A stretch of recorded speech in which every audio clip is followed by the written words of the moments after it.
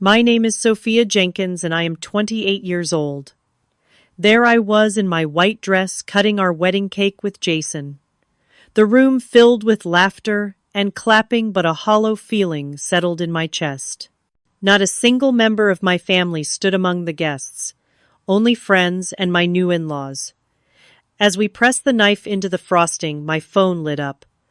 A message from my mom: "We need to talk. Now." Below it, 36 missed calls. My stomach dropped with fear and curiosity. Before we get started, let me know where you're watching from, and like if you've ever felt betrayed by your family. It hurts when your own family hurts you the most, right? To understand why my own family skipped my wedding, I need to take you back to the beginning. I grew up in a seemingly normal suburban household in Ohio, with my parents Daniel and Evelyn Jenkins, and my younger sister Harper. From the outside, we looked like the perfect American family, with our matching Christmas sweaters and annual beach vacations. But behind closed doors, I always felt like the emotional orphan of the family. Harper was 3 years younger than me, but she might as well have been wearing a crown from the day she was born. With her natural blonde curls, dimpled smile, and outgoing personality, she was the sunshine child everyone adored. She danced ballet, played violin, and had this magnetic charm that drew people to her. I was never jealous of her talents or beauty. What hurt was how differently our parents treated us. Mom, I got accepted into the advanced science program, I announced one evening during my sophomore year of high school, clutching the congratulatory letter. Mom glanced up briefly from helping Harper with her dance costume. That is nice, honey. Put the letter on the counter so Dad can see it later. But when Harper won third place in a local dance competition, that same week our parents took us all out for a celebratory dinner. They ordered champagne for themselves and made a toast to our little star. I sat quietly pushing food around my plate, wondering why my achievement warranted nothing more than a passing acknowledgement. This was not an isolated incident. It was the pattern of my childhood. I excelled in mathematics and science, earning scholarships and academic awards, but my achievements were always overshadowed by whatever Harper was doing at the moment. My parents missed my high school graduation ceremony because Harper had a recital the same day. You understand, right? This is really important for her future, Mom explained when I expressed my disappointment. I did understand, but that did not make it hurt any less. By the time I entered college, I had accepted my place in the family hierarchy. I stopped calling home as frequently, knowing conversations would inevitably shift to Harper's latest accomplishments. I built my own life, made friends who valued me, and focused on my education and future career in biomedical engineering. My senior year of college, when I graduated with highest honors, my parents promised they would attend the ceremony. I reserved 4 seats in the auditorium, 2 for them, 1 for Harper, and 1 for my best friend Naomi. The morning of graduation, I received a text from my mother Harper, got a call back for a major audition. We need to drive her to New York. So proud of you, though. Take pictures. Only Naomi's seat was filled that day. Naomi became the family I chose. We met during freshman orientation and clicked immediately. She was studying psychology, insightful and empathetic in ways my family never was. After graduation, we both found jobs in Boston and shared an apartment for 3 years. She witnessed my struggles with my family dynamics firsthand, holding me through tears after particularly difficult holiday visits or unanswered phone calls on my birthday. I met Jason Bryant at a mutual friend's birthday party when I was 26. He was tall with kind brown eyes and a laugh that made everyone around him smile. On our third date, I found myself telling him about my family situation, expecting the usual sympathetic but uncomfortable response I typically received when sharing these stories. Instead, Jason reached across the table and took my hand. That is not normal or okay, Sophia. You deserve better from the people who are supposed to love you unconditionally. No one had ever validated my feelings so directly before. For years, I had wondered if I was just being overly sensitive or selfish for wanting more attention. Jason helped me see that my pain was legitimate, and the dynamics in my family were genuinely unhealthy. As our relationship grew serious, Jason encouraged me to set boundaries with my family. You cannot change them, he would say, but you can change how you respond to them. He suggested I speak with a therapist, which I eventually did. Dr. Winters helped me understand the concept of emotional neglect and how it had shaped my self-worth and relationships. I began practicing what Dr. Winters called radical acceptance of my family's limitations. I lowered my expectations to match reality rather than continuing to hope for the parental love and recognition I had craved my entire life. It was painful but liberating. I stopped trying to earn their approval and focused instead on building a life that made me happy. Jason became my rock, my champion, and my safe harbor. His family welcomed me warmly from the first time we visited them in Connecticut. His mother Linda called me regularly just to chat. His father Robert sent me articles about scientific breakthroughs he thought might interest me. His sister Olivia became the sibling relationship I had always wished for with Harper. You are part of our family now, Linda told me during my second visit. And in this family we celebrate everyone's victories, big and small. I cried in the guest bathroom that night, overwhelmed by the simple kindness that felt so foreign to me. Jason found me there and held me without a word, understanding exactly what those tears meant. With therapy, Jason's support, and my own determination, I made a promise to myself I would stop measuring my worth by my family's inability to see it. I would create happiness on my own terms. And most importantly, I would break this cycle if I ever had children of my own. Little did I know how severely my resolve would be tested when Jason and I decided to get married. Jason proposed on our 2-year anniversary at the small, independent movie theater where we had our first date. The film suddenly paused during the showing, and a custom-made trailer began playing, featuring photos and videos of our relationship set to our favorite song. When the lights came up, Jason was on one knee in front of me holding a simple but elegant diamond ring. Sophia Jenkins, you are the strongest, kindest, most brilliant woman I have ever known. Will you marry me?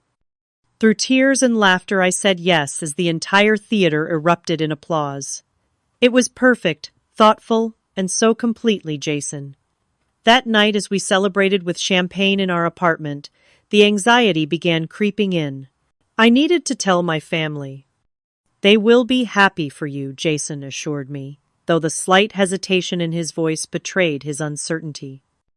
I called my parents the next day, my stomach in knots, as the phone rang. My mother answered on the 4th ring. Hi, Mom.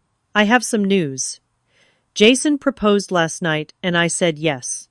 We are engaged. The pause lasted just a beat too long before she responded, Oh, that is good. Congratulations. No excitement, no questions about the proposal or the ring, no offer to celebrate. We were thinking about a spring wedding, maybe in 6 months or so. I continued desperately trying to generate some enthusiasm. That is quite soon. Well, let us know the details when you have them. Another pause. Harper just got the lead in a local theater production, by the way. We are so thrilled for her. And just like that, my engagement was overshadowed once again. Despite the lukewarm response, Jason and I proceeded with our wedding plans. We decided on a small ceremony at a charming historic venue in Cambridge, with about 60 guests. I wanted something intimate and meaningful rather than extravagant. We selected flowers, lilies, and hydrangeas. Chose a caterer, a small family-owned restaurant that made amazing Mediterranean food. and found a photographer whose portfolio captured exactly the kind of candid, joyful moments we wanted to. Remember, each decision we made felt right, like we were creating something that truly represented us as a couple. 4 months before the wedding, we sent out invitations, including ones to my parents, Harper, and a few extended family members. Weeks passed with no RSVP from my family. I finally called my mother, trying to keep the anxiety from my voice. "Did you receive the invitation, Mom? The venue needs a final head count soon." "Yes, we got it. Your father and I have been meaning to call you about that. We will try to make it, of course, but you know how busy things get." "It is my wedding day," I said, my voice strained. "I would really like you all to be there." "Of course, honey. We will do our best." Each subsequent conversation followed the same pattern.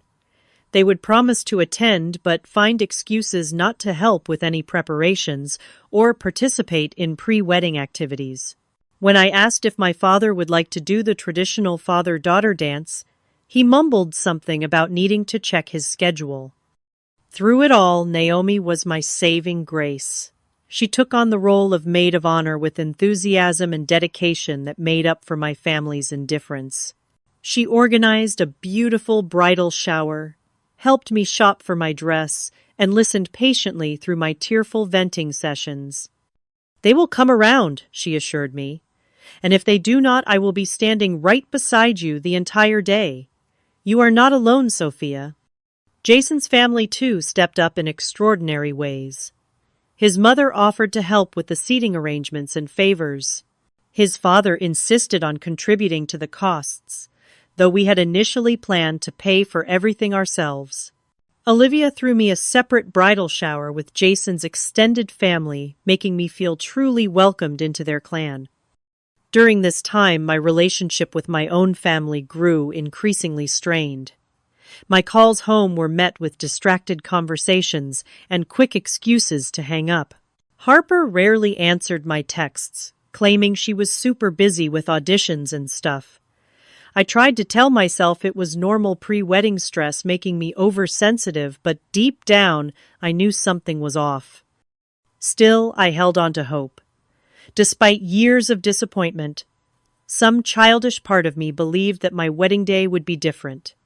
Surely once they would show up for me both physically and emotionally. This milestone would finally be important enough to warrant their full attention and support. With Naomi by my side as my maid of honor and Jason's unwavering support, I pushed forward with our plans, determined to create a beautiful day regardless of my family's level of involvement. I chose to focus on the people who were showing up for me rather than those who might not. "Your wedding will be perfect because it is about you," and Jason, Naomi reminded me. "Everything else is just details." I clung to those words like a lifeline as the day approached, never imagining just how dramatically my family would prove me wrong. 2 weeks before my wedding, I was scrolling through Instagram during my lunch break when my thumb froze over a photo that made my heart stop. It was Harper beaming at the camera, her left hand prominently displayed to showcase a sizable diamond ring. The caption read, "He asked." I said yes, engaged number, future Mrs. Williams. I stared at the screen, unable to process what I was seeing. Harper was engaged. To Patrick Williams, the guy she had been dating for barely 6 months, and no one had bothered to tell me. The comment section was filled with congratulations, including several from my parents. My mother had written, "So happy for my beautiful baby girl. Cannot wait to celebrate this weekend." My hands shaking, I called my mother immediately. She answered on the second ring, sounding cheerful until she realized it was me. "Sophia, is everything okay? I am a bit busy right now." "Harper is engaged," I asked, my voice barely above a whisper. A pause. "Oh, you saw the post." "Yes, Patrick proposed last weekend." It was so romantic he took her to that vineyard upstate and— Why did nobody tell me? I interrupted. Well, honey, you have been so busy with your own wedding plans. We did not want to bother you. Something in her tone did not ring true. I pressed further. Mom, what is this about celebrating this weekend? My wedding is in 2 weeks. Another longer pause. Harper is having a small engagement party on Saturday. Just family and close friends. This Saturday, my stomach dropped. But that is my wedding day. Is it? Oh dear, I thought your wedding was the following weekend.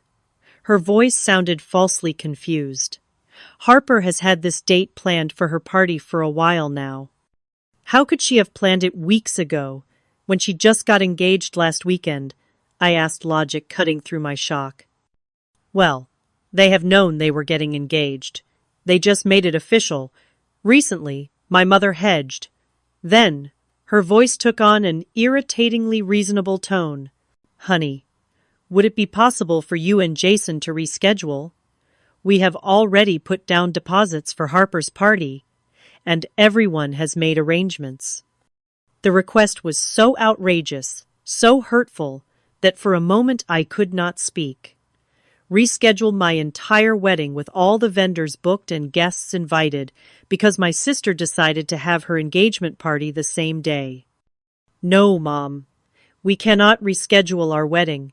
We have 60 people coming, contracts signed, everything arranged. Well, she sighed as if I were being the unreasonable one. I suppose we will have to figure something out, but you know how important this is for Harper. She has been dreaming of this engagement for months. And I have been planning my wedding for 6 months, I said, my voice rising, despite my efforts to stay calm. You all RSVP'd yes. Dad is supposed to walk me down the aisle. We will try to make it to part of your ceremony, she offered, as if suggesting a compromise. Maybe we can split our time between both events. I ended the call shortly after, too stunned and hurt to continue the conversation. Immediately I called Naomi, who expressed appropriate outrage on my behalf. That is insane, she declared. They cannot expect you to share your wedding day, or worse, reschedule it for an engagement party. An engagement party, not even her actual wedding. What should I do? I asked, fighting back tears at my desk. Nothing. You do absolutely nothing, except have your beautiful wedding as planned. If they choose Harper's party over your wedding, that is on them, not you. And I promise you, Sophia, I will be right there with you the entire day. You will not be alone. Jason was equally supportive when I told him that evening, though I could see the anger flash in his eyes before he controlled it for my sake. Your family is making a choice, he said gently, and it is a poor one that reflects on them, not on you. Our wedding will be wonderful because we will be surrounded by people who truly love and support us. But what if none of my family comes? I asked, voicing my deepest fear. Then we will still get married, still celebrate, and still begin our life together, he said firmly. My family will be there, our friends will be there, and most importantly, we will be there, promising to be each other's family for the rest of our lives. I tried to take comfort in his words, but the pain of potential abandonment by my entire family on what should be one of the happiest days of my life was overwhelming.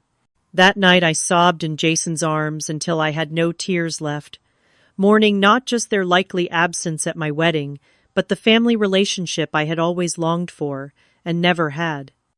The next day I texted Harper directly. Congratulations on your engagement.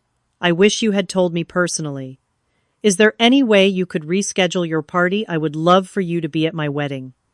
Her response came hours later. Thanks. Sorry. Everything is already set for the party.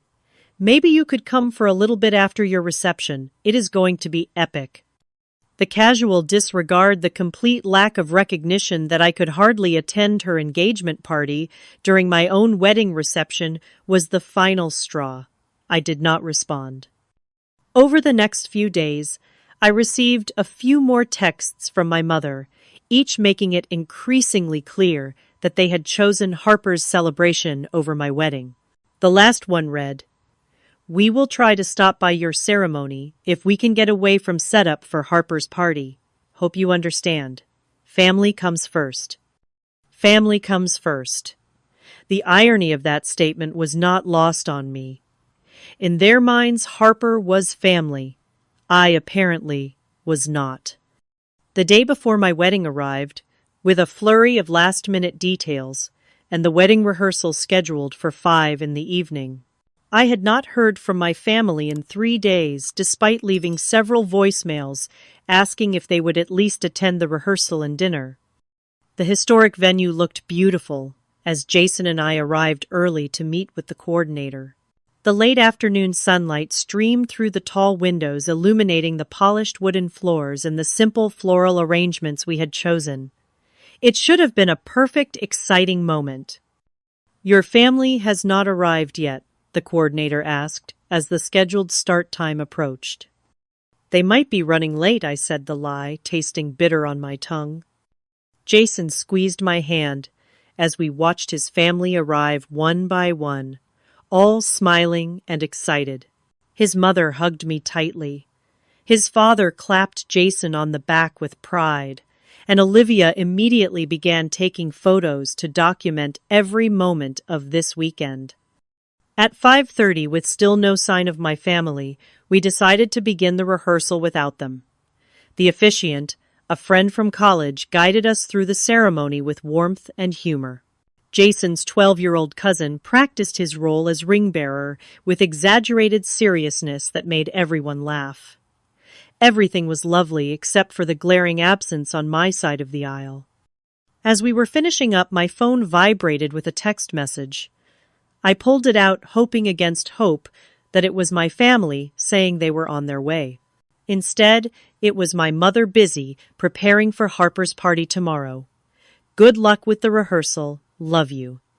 I shoved the phone back into my pocket, determined not to let anyone see how much that casual dismissal hurt. But Jason knew me too well. "They are not coming, are they?" he asked quietly, as we walked to the restaurant for the rehearsal dinner. "No," I replied, surprised by how steady my voice sounded. "They are busy preparing for Harper's party." His jaw tightened, but he simply nodded and said, "Their loss." The rehearsal dinner was at an Italian restaurant a few blocks from the venue. Jason's parents had reserved a private room decorated with white roses and candles. Place cards marked each seat at the long table, including spots for my absent family members. I made it through the appetizers before excusing myself to the restroom, where I leaned against the sink and took deep breaths to push back the tears threatening to spill over.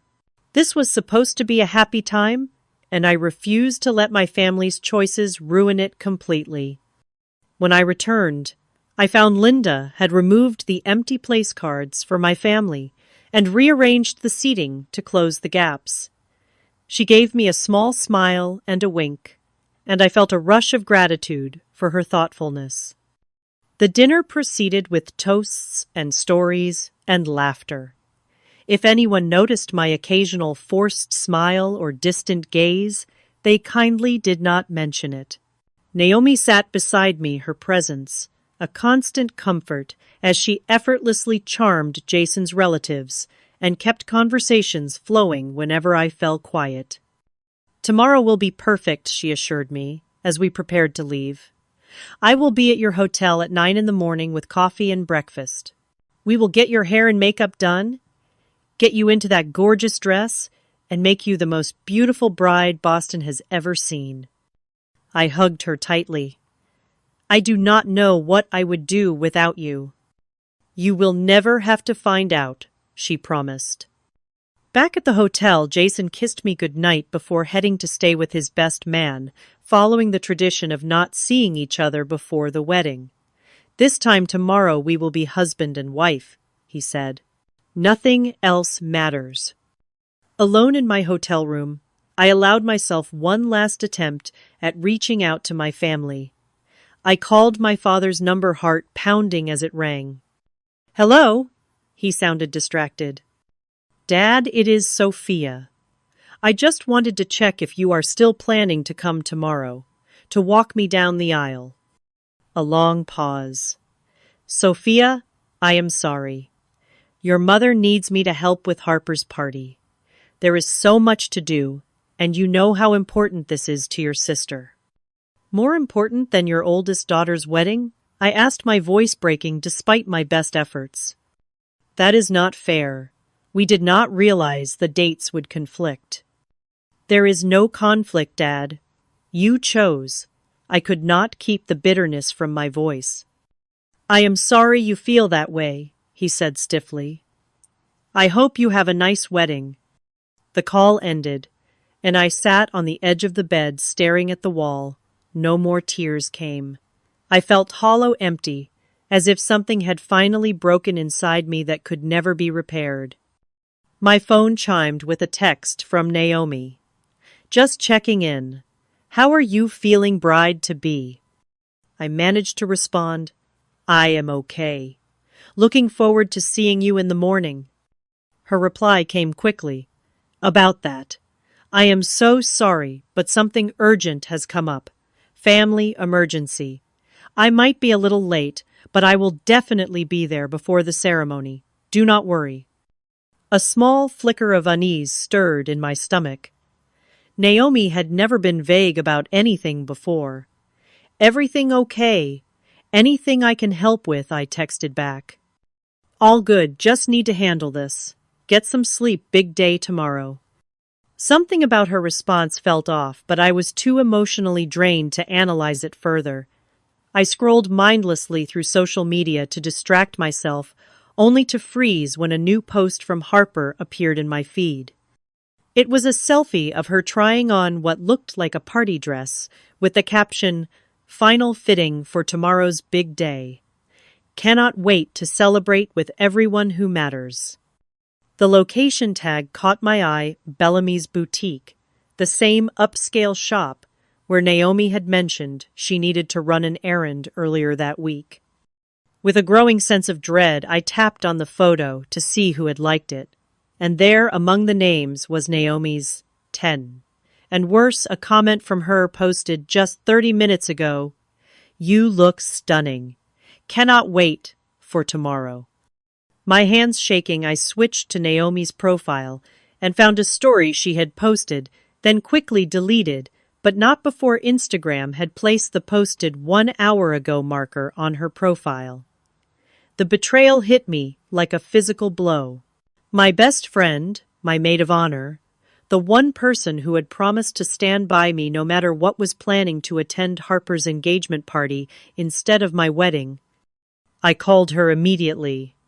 The call went straight to voicemail. I texted I saw Harper's post. And your comment. Are you going to her party instead of my wedding? Minutes passed with no response. Then finally, 3 dots appeared, disappeared, appeared again. And then, I am so sorry, Sophia. Harper reached out and said how much it would mean to her if I could come. I thought maybe I could do both, but the timing will not work. I should have told you directly. I feel terrible. The betrayal was complete. I turned off my phone, unable to bear any more communication. Curling up on the hotel bed, still fully dressed, I let the tears come, ugly, wrenching sobs that left me gasping for breath. Everyone who was supposed to love me had chosen Harper again, even on my wedding day. I must have cried myself to sleep because the next thing I knew, my phone was ringing and sunlight was streaming through the hotel curtains I had forgotten to close. Groggily, I answered, without checking who was calling. Sophia, it is Allison. I am in the lobby with coffee and bagels. Can I come up? Allison Turner had been my roommate junior year of college. We had stayed in touch sporadically over the years, and I had invited her to the wedding more out of nostalgia than close friendship. I had not expected her to show up at my hotel room the morning of my wedding. Sure, I said, my voice hoarse from crying. Room 312. A few minutes later, there was a knock at the door. I opened it to find Allison standing there with a cardboard tray holding 2 coffee cups and a bag from a local bakery. "Hey, bride," she said cheerfully, then stopped when she saw my face. "Whoa! Are you okay?" The simple question broke the fragile composure I had managed to gather. To my horror, I burst into tears again right there in the doorway. Allison did not hesitate. She set the coffee and food on the nearest surface and pulled me into a hug. "Hey, hey, it is okay. Whatever it is, we will fix it." Between sobs, I told her everything. My family choosing Harper's engagement party, Naomi's betrayal, how I was now without family or a maid of honor on my wedding day. When I finished, Allison pulled back and looked me directly in the eyes. "Okay, first of all, your family and Naomi are garbage people right now. Second, I am here, and I am not going anywhere. If you will have me, I would be honored to step in as your maid of honor today." "You would do that?" I asked, stunned by her offer. "Absolutely. What are friends for now? Drink this coffee while I call the hair and makeup people to confirm they are still coming here at 9, and then we are going to make sure you have the most beautiful, meaningful wedding day possible, regardless of who is or is not there." In that moment, with Allison taking charge and showing me more loyalty than people I had counted as much closer friends, I felt a small spark of hope return. Maybe this day could still be salvaged after all. "Thank you," I said, simply taking the coffee she offered. "No thanks needed. Now let us get you ready to marry the love of your life." The morning of my wedding day passed in a blur of activity. The hairstylist and makeup artist arrived at 9 sharp, transforming my tear-swollen face into something radiant. Allison proved to be an exceptional stand-in maid of honor, anticipating needs I did not even know. I had making me laugh with college stories. I had forgotten and keeping me distracted from thoughts of my absent family. By the time I stepped into my wedding dress, a simple but elegant, aligned with delicate lace detailing, I almost felt like the bride I had imagined being. Almost, but not quite. The hollow feeling returned as I realized there would be no mother to help with my veil, no father waiting to walk me down the aisle. "You look absolutely beautiful," Allison said, helping me with the final touches. "Jason is going to be speechless." I managed a small smile, studying my reflection in the mirror. "I just wish." "I know," she said gently, "but today is still your day. Focus on Jason, on the life you are building together. That is what matters most." A knock at the door interrupted us. When Allison opened it, Robert, Jason's father, stood there in his tuxedo, looking slightly nervous. "I hope I am not intruding," he said, his kind eyes finding mine. "Jason mentioned that your father, well, that he might not be here today. I wanted to offer my services if you would like someone to walk you down the aisle. No pressure at all, just an option." The unexpected kindness brought fresh tears to my eyes. "I would be honored, Robert. Thank you." He nodded, clearly emotional himself. "The honor is all mine, Sophia. You have made our son happier than we have ever seen him. You are already part of our family today, just makes it official." As we arrived at the venue, my phone remained silent. No messages from my parents, Harper or Naomi. I had known not to expect them, but the confirmation of their absence still stung. I took a deep breath and handed my phone to Allison. "Hold this for me. I do not want any distractions during the ceremony." "Absolutely," and I turned the ringer off just in case. The wedding coordinator guided us to the small room where I would wait until the ceremony began. Through the window, I could see guests arriving, filling the seats on both sides of the aisle, despite knowing most would remain empty on my side. 5 minutes, the coordinator announced, and suddenly, the reality of what was about to happen hit me. I was getting married, without my family. The mixture of joy and sadness was disorienting. "Ready?" Robert asked, offering his arm as the music began. I nodded, unable to speak past the lump in my throat. Walking down the aisle was surreal. I registered the smiling faces turning to watch me, heard the soft gasps and murmurs of appreciation, but everything seemed slightly out of focus until my eyes found Jason waiting at the altar. His face when he saw me was everything I could have hoped for, a mixture of awe, love, and absolute certainty. I was vaguely aware of the empty front row on my side, the seats reserved for family that would remain unoccupied throughout the ceremony.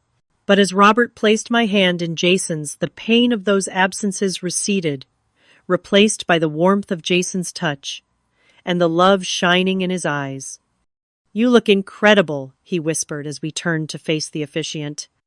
The ceremony itself was brief but meaningful. We had written our own vows, and Jason's brought tears to my eyes and laughter from our guests. "Sophia," he began, "I promise to be your partner and equal in all things.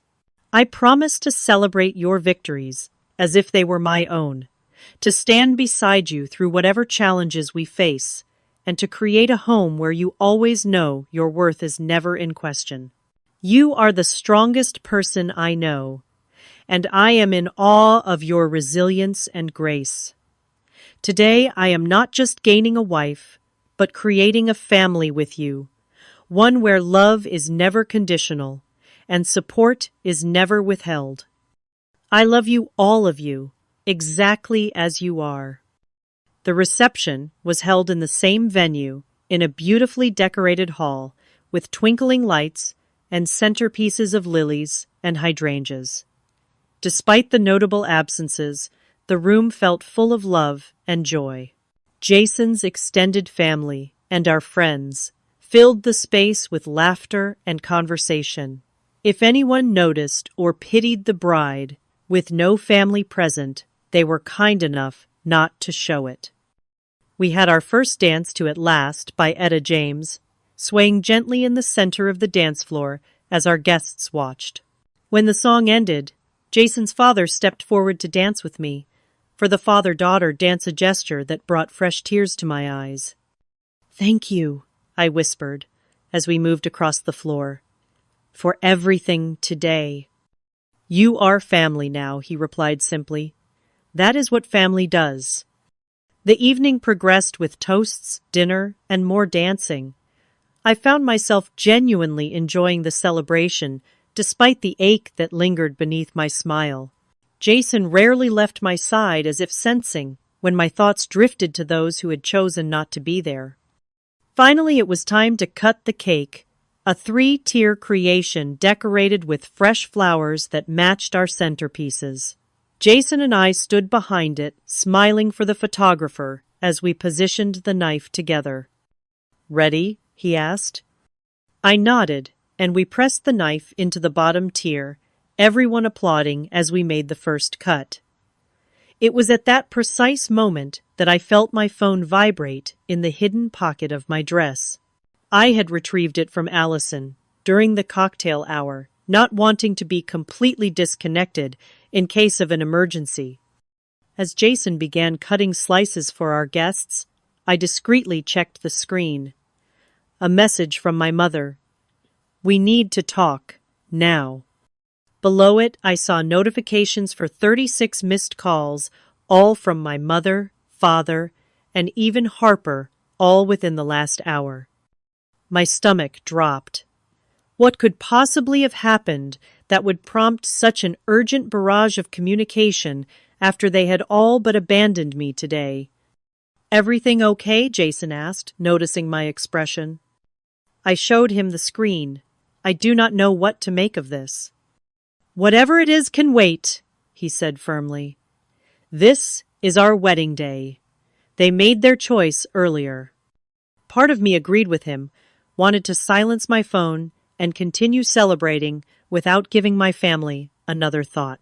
But another part, the part that had always hoped for reconciliation, for understanding, for the family relationship I had never truly had made me hesitate.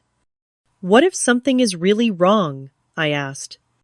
Jason studied my face, then sighed. If you want to call them back, I understand. But remember, you do not owe them your time today. This day is ours. I squeezed his hand gratefully. I will step outside for just a minute. If it is nothing important, I will come right back. Finding a quiet corner in the venue's garden, I dialed my mother's number. She answered on the first ring, her voice tearful and frantic.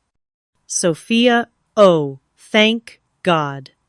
We have been trying to reach you for hours. I was getting married, Mom, I said, unable to keep the edge from my voice. What is so urgent? What she said next would change everything I thought I knew about this day, about my relationship with my family, and about the sister I had always believed simply outshone me in our parents' eyes. It is Harper, my mother said, her voice breaking. Patrick called off the engagement, right in the middle of the party. He said he could not go through with it because Harper told him what she did to you. I sank onto a nearby bench, trying to process her words. What do you mean? What did she do to me? My mother's breathing was uneven, punctuated by sniffles. Harper lied to us, Sophia, about everything. She deliberately scheduled her engagement party on your wedding day. She told us that you had changed your wedding date and did not bother to tell us because you did not want us there. The world seemed to tilt beneath me. What? She showed us texts from you saying you wanted nothing to do with us, that you were having a private ceremony with just Jason's family because they were your real family now. She said you specifically asked us not to come. My hand trembled as I gripped the phone tighter. Mom, I never sent any texts like that. I have been calling and messaging for weeks, begging you all to come. I know that now, she admitted, her voice small. Patrick confronted Harper today after she made a comment about finally being the center of attention for once. When he pushed her on it, she broke down and admitted everything. She created fake text conversations, deleted your real messages from our phones when we were not looking, and even intercepted the physical invitation you sent. I struggled to breathe, the magnitude of Harper's deception overwhelming me. But why would you believe I would not want you at my wedding? After all the times I called, all the voicemails I left. She had an answer. For everything, my father's voice cut in, and I realized I was on speakerphone. She said you were just keeping up appearances, that you had told her the truth about how you really felt. We should have questioned it more, should have called you directly instead of just through Harper, but she was so convincing, Sophia. She even cried about how hurt she was that you did not want your own family at your wedding. The pieces were falling into place, but one question remained. What about Naomi? Why did she choose Harper's party over my wedding? Another pause, this one, heavy with shame. Harper told Naomi that you had asked someone else to be your maid of honor. She showed Naomi fake texts from you, saying you had only asked her originally out of obligation but had found someone you connected with better. Harper convinced her that coming to the engagement party would be better than facing humiliation at your wedding. I closed my eyes, recalling Naomi's sudden change of plans, her vague excuses. It all made sense now, in the most twisted way possible. Where is Harper now? I asked, my voice surprisingly steady despite the storm of emotions inside me. She left after Patrick broke things off. We do not know where she went. My mother's voice cracked again. Sophia, we are so sorry. We failed you completely. I do not expect you to forgive us. But we needed you to know the truth. I need to process this. I said, my mind reeling. I am in the middle of my wedding reception right now. Of course, my father said quickly. We could not wait another moment to tell you the truth. Is there any chance we could see you tonight or tomorrow, whenever you have time? The request was so surreal after everything that had happened. My wedding day, which I had imagined since childhood would include my family, was almost over. They had missed the ceremony, the vows, the first dance, everything that could not be recreated. I will text you the address of our hotel, I said finally. We will be back there around 11 tonight. You can meet us in the lobby. After ending the call, I sat motionless, trying to comprehend the magnitude of Harper's betrayal and my parents' gullibility. How could Harper have orchestrated something so elaborate, so cruel, and how could my parents have believed her so easily without ever speaking directly to me? Sophia Jason's voice broke through my thoughts. He stood a few feet away, concern etched across his features. You have been out here for almost 15 minutes. Is everything okay? I looked up at him, my husband of just a few hours, and felt a rush of gratitude for his steady presence in my life. No, I answered honestly, nothing is okay. But I think maybe it will be eventually. I told him everything, watching his expression shift from shock to anger to disbelief as the full story unfolded. That is, he struggled to find words. I do not even know what to say. Harper deliberately sabotaged our wedding day. She manipulated everyone. That goes beyond sibling rivalry or jealousy. That is calculated cruelty. I told them we would meet them at the hotel after the reception, I said. I need to hear them say all this to my face. I need to understand how they could believe I would exclude them from my wedding. Jason took my hands in his. Are you sure you want to do this tonight? We can wait until after our honeymoon if you need time. I shook my head. No, I need closure before we leave. I cannot carry this with me for 2 weeks. Then we will face them together, he said firmly. Whatever you decide after hearing them out, I will support you completely. We returned to the reception where our guests had hardly noticed our brief absence amid the dancing and celebrating. For the remainder of the evening, I went through the motions, smiling and thanking people for coming dancing with Jason and his relatives, all while my mind kept returning to the revelation that had turned my understanding of my family upside down. At 10:45, we made our exit amid a shower of rose petals, changed quickly at the hotel, and went down to the lobby to wait for my family. My stomach was in knots, my thoughts a chaotic jumble of questions and accusations. They arrived at 11:15, my parents looking haggard and red-eyed. My mother rushed toward me as soon as she saw me, arms outstretched, but stopped short when I instinctively stepped back. Let us go somewhere more private, Jason suggested, gesturing toward a small meeting room off the lobby that the hotel had left unlocked. Once inside with the door closed, the four of us stood in awkward silence until my father spoke. Sophia, we do not expect forgiveness. What we did believing Harper over you missing your wedding, it is unforgivable. But we need you to know how deeply, profoundly sorry we are. Sorry does not change the fact that you missed my wedding, I said, my voice tight, or that you believed I would exclude my own family without even picking up the phone to ask me directly. You are right, my mother whispered, tears streaming down her face. There is nothing we can say to justify our actions.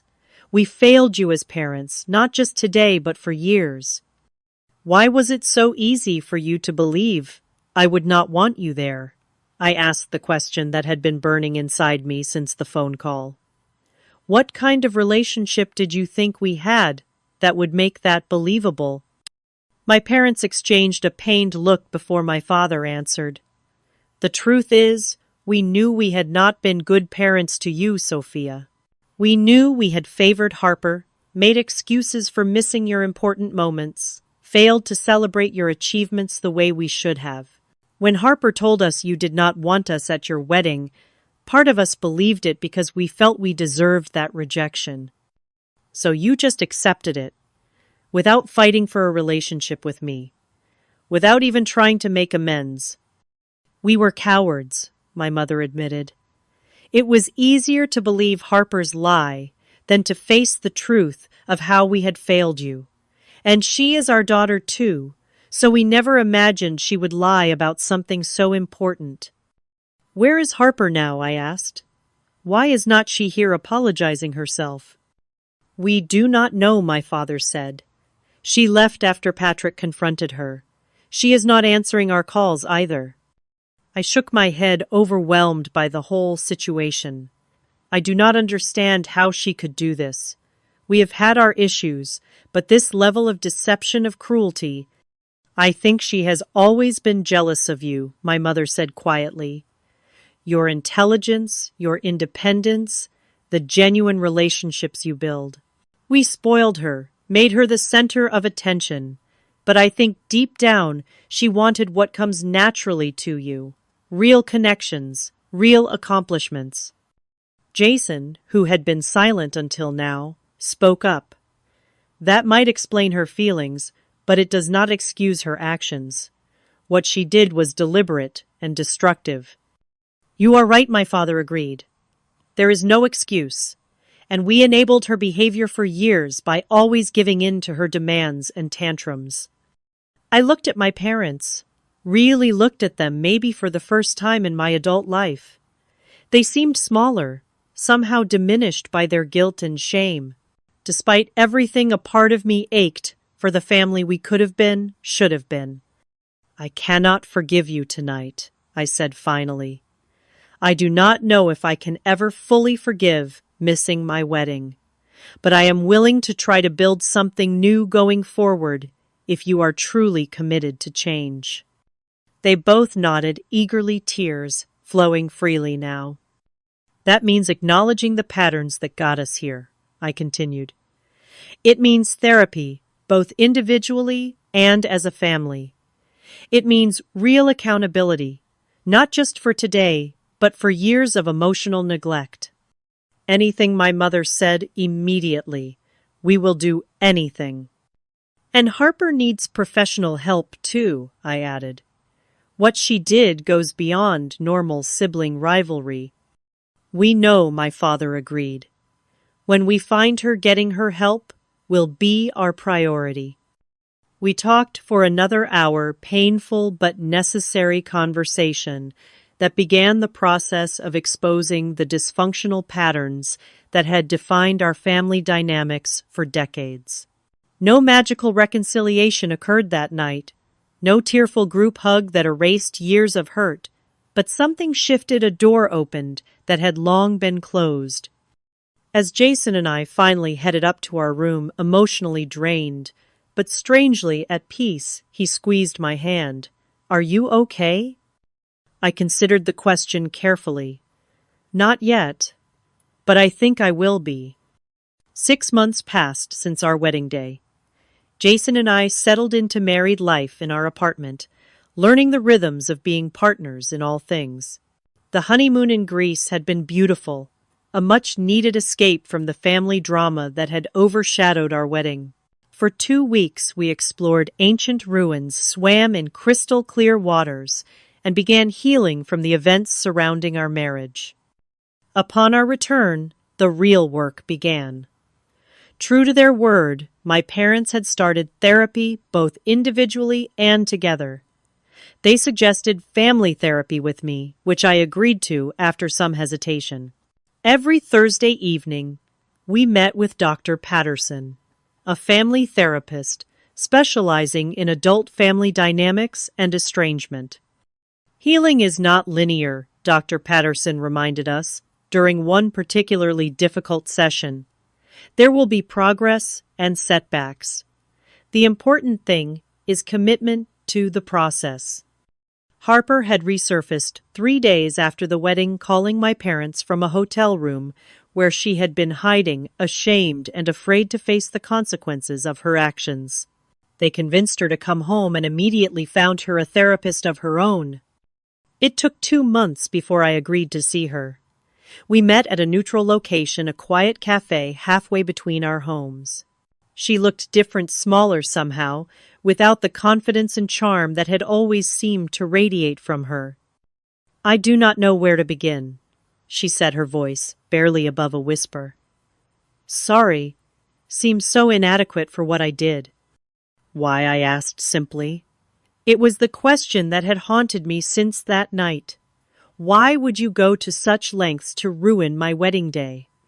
Harper stared into her untouched coffee for a long moment before answering. "I have been seeing a therapist, and we have been talking a lot about this. About why I did what I did." She took a deep breath. "The simple answer is jealousy, but it is more complicated than that."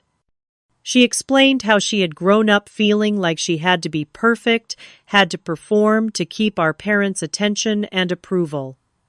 "They praised me publicly, but privately they always compared me to you. Why cannot you be more focused, like Sophia? Why cannot you find a nice, stable career, like your sister?" I listened, surprised by this revelation. "I always thought they favored you completely." "They did in many ways, but their favor came with conditions. I had to be their perfect, charming daughter. You got to be authentic. You built a real life with real friends and real accomplishments. I just performed. That still does not explain why you would sabotage my wedding." Tears filled her eyes. "When you got engaged to Jason, I saw how happy you were, how complete your life seemed. Patrick had just proposed, but it felt hollow, like another performance. I wanted what you had, and when I could not have it, I wanted to destroy it. It was petty and cruel and unforgivable." "Yes, it was," I agreed, not willing to minimize the harm she had caused. "I am not asking for forgiveness," she said quickly. "I do not deserve it. I just wanted you to know that I understand what I did, and I am getting help to make sure I never do anything like that again." That first conversation was awkward and painful, but it was a beginning. In the months that followed, Harper continued therapy, eventually moving out of our parents' house and starting a job as an administrative assistant, her first real employment that was not in entertainment or performance. My relationship with my parents slowly evolved. They made genuine efforts to know me as I am now, not as the child they had neglected.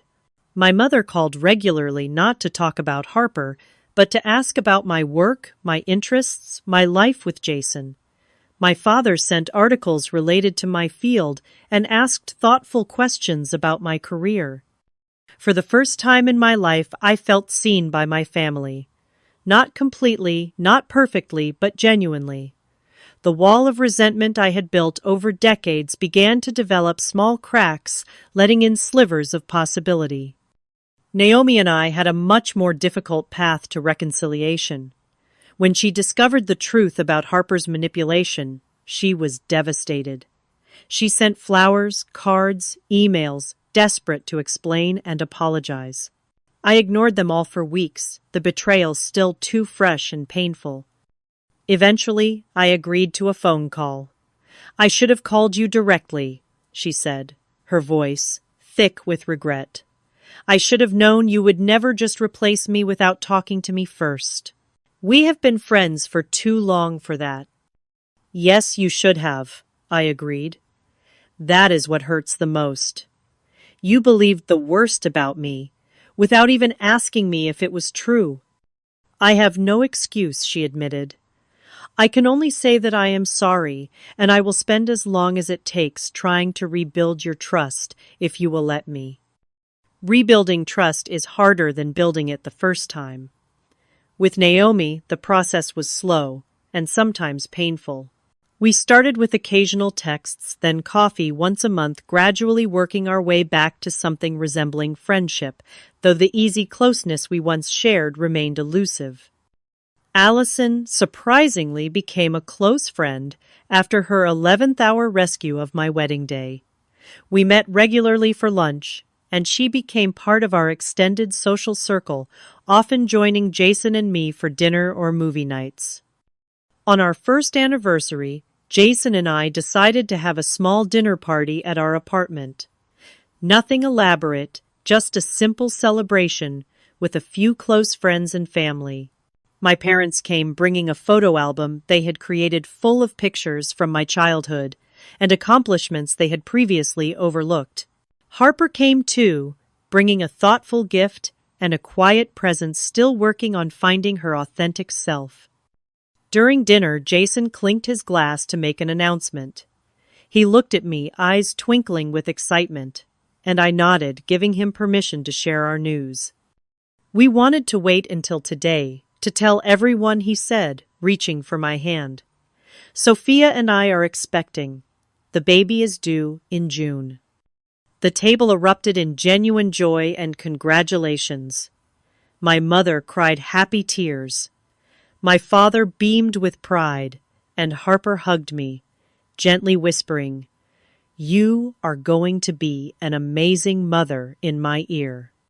Later that night, after everyone had left, and Jason and I were cleaning up, he asked, "Are you happy with how things are now, with your family?" I considered the question carefully. "I am at peace with it," I answered honestly. "It is not perfect, and there are still moments when the old hurt resurfaces. But we are building something new, something healthier. That is enough for now." And with the baby coming, I placed a hand on my still flat stomach. I want our child to know their grandparents and aunt, but with healthy boundaries. I want to break the cycle of favoritism and emotional neglect. Our child will never wonder if they are loved or if they are enough. The journey from that wedding day to now had been challenging, filled with difficult conversations and painful realizations, but it had also been illuminating. I learned that families are not static entities, but dynamic relationships that can evolve and heal with genuine effort and accountability. I learned that sometimes the greatest gift we can give ourselves is setting clear boundaries, demanding the respect we deserve, and being willing to walk away from relationships that consistently diminish us, even when those relationships are with family. Most importantly, I learned that forgiveness is not a single act, but a process, one that happens in its own time and cannot be forced or rushed. True forgiveness comes not from forgetting the hurt, but from understanding it, processing it, and choosing to move forward with new awareness and stronger boundaries. As I look toward the future, now preparing to create a family of my own with Jason, I carry these lessons with me. I am no longer the daughter desperately seeking approval and acknowledgement from parents who could not provide it. I am a woman who knows her worth, who has built a life filled with genuine love and respect, and who chooses each day to nurture relationships that nurture me in return. Sometimes the heart must break completely before it can heal into something stronger. My heart broke that day when I stood alone at my wedding, but from that breaking came a strength and clarity I might never have found otherwise. For that, despite everything, I am grateful. Have you ever had to rebuild trust with someone who deeply hurt you? How did you find the balance between forgiveness and protecting yourself from being hurt again? Share your experiences in the comments below. If this story resonated with you, please like and subscribe for more real-life experiences. Thank you for listening to my journey. And remember, healing is not about erasing the scars, but about wearing them with the knowledge that you survived something difficult and emerged stronger.